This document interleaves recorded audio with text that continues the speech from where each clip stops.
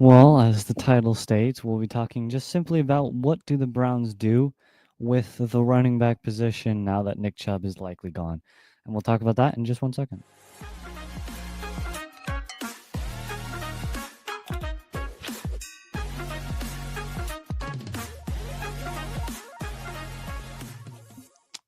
Alrighty, welcome back to Browns Breakdowns, proud partners. My cord is tangled. Oh man, I guess that doesn't matter. Proud partners, Fanatical Elves Network, Fans First Sports Network, and of course our favorite Hemisphere Coffee Roasters. Check them out. Use the referral code. My camera is actually weird. Use the referral code right here. Hold on, I'm getting there. Here. And you can get 15% donated to us. Great coffee, you'll love them. Go check them out. So this is not going to be terribly long, but Browns right now. Need to just get my audio up a little. Can't hear anything. Browns right now, we have 3 running backs as of today who are going to be competing for the spot, right? So who's going to get it? Right now, you've got, let's see, let me pull it up. I guess I should have had this open. You've got Jerome Ford, Quinshawn Judkins, Dylan Sampson, and Pierre Strong Jr. So at the moment, that is going to be your lineup for now. And so I think it's not exactly a great running back core, right? Definitely not my favorite.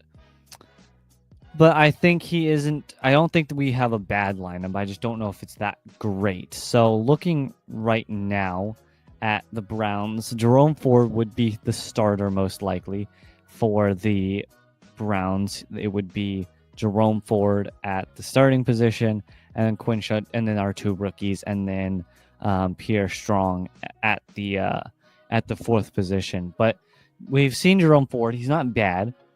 He just isn't. He just has some problems with this with his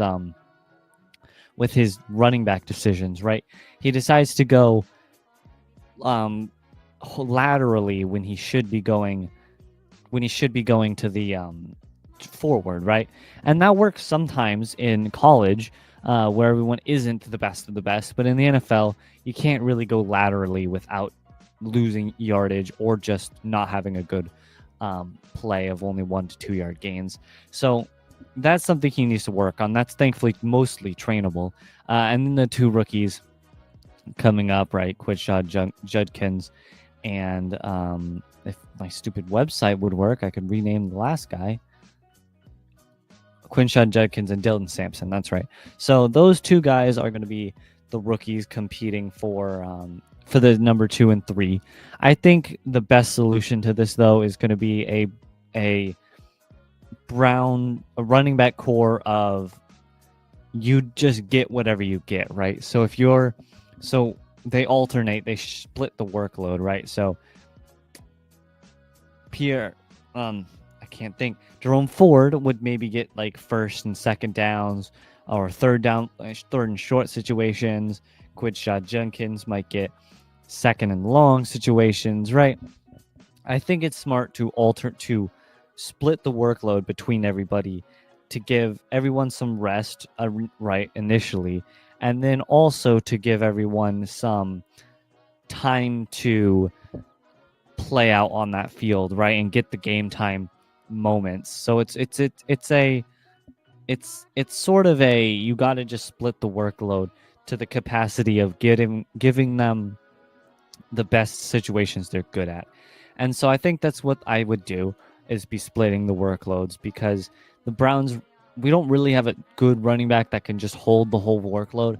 And injuries are always a concern, especially with running back and how intense that position is. So looking at it, it is probably best if you split the workload between the 3 and let them all just do their thing in the situations they're good at. But we'll talk about it a little bit more, along with maybe something else. I don't know. Maybe the quarterbacks. I mean, they have Kenny Pickett ahead of Joe Flacco. ESPN, that's the website I pulled up. But we'll be right back. Hold on, I don't actually have the banner pulled up. There we go. All right, we'll be right back. And we're back right here on the Fanatical Elves Browns breakdowns. So today, well, okay, I'm talking like I have just started the show. I've already started it for 5 minutes. But looking here, we were talking about the running backs. So I'm going to just quickly mention the quarterback positions as to what a starting lineup I would have. So personally, for starting lineups, I would go Kenny Pickett or not Kenny Pickett, Joe Flacco at the 1. I would have Kenny Pickett at the 2. I would have Shadur Sanders at the 3 and Dylan Gabriel's at the 4. Right? That would be my decision for what I would do with the quarterbacks. Now, some might say Kenny Pickett the 1, Joe Flacco the 2. Others might say Joe Flacco the 1, Kenny Pickett the 2. I think it's personally a better. I think it would be better to have Joe Flacco as the 1 simply because he's been here before. He more or less understands the team. He's also still a much more experienced player. So I think he'd be better at the 1 and then Kenny Pickett the backup. But I mean, maybe Kenny Pickett shows himself in training camp and it's a better decision to have him at the 1 and then Joe Flacco at the 2. But the rookies position really doesn't matter as much. I don't think it matters as much to have the rookies 3 and 4. I think they're both the 3. I think they'll get split. They aren't really. It isn't really that big of a deal if, like, you have Sanders 3, Gabriel's 4, Gabriel's 3, Sanders 4. It really doesn't matter that much.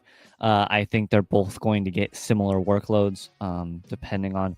Now, of course, if you start getting injuries and stuff where you have to decide, then of course it might become a problem. But until then, I mean, it really isn't going to be a huge problem. But right now, I think it's best if you have Flacco at the 1 and have Kenny Pickett at the 2, because I think it's just Flacco has been here. He's done this before.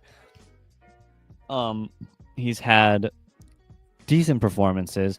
It wasn't as good last year, but I think it's best if you have a number 1 as Joe Flacco, but you could do Kenny Pickett if you wanted to. I don't think that's a bad idea. I don't think that's bad at all. I just personally don't know if that's what I would do if I was like the head coach or whatever. And so it's kind of just going to be a who performs best, or I've said that before, who performs best. And preseason, I think, is going to be important. In preseason, I would definitely start the rookies as much as possible, because sure, it's not going to be it's still going to be full speed, full action, NFL gameplay, and you don't get many opportunities where you get to experience that full play, full action of an NFL football game, right?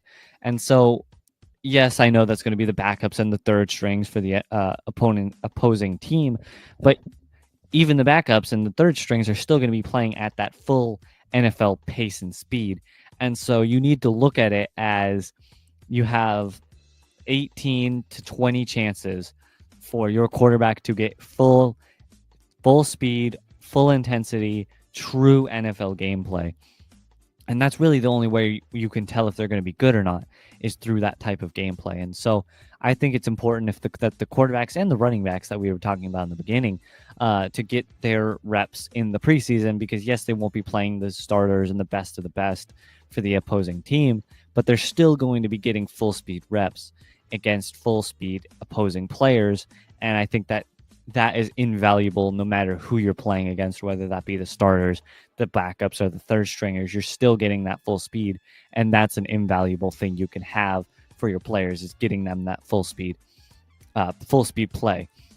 And so it's important to get I think if you're smart, you use Dylan Gabriel's and Shadur Sanders as much as possible in the preseason games, give them as many reps as possible, see how they perform in a real game time situation against real game time NFL players.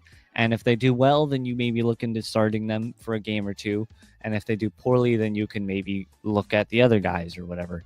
And I think that's probably just the best option for the Browns, is going to be doing something like that.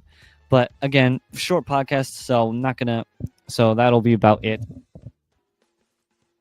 So I hope you all enjoyed. I will be back maybe next Saturday. To be honest, I don't know. We're getting close to training camp though, and I'll have stuff then. So hope you all enjoyed this podcast, and I will be back maybe next week, but we'll see. So I love you all, and I will see you guys in the next one. Peace. I don't have my audio. There we go.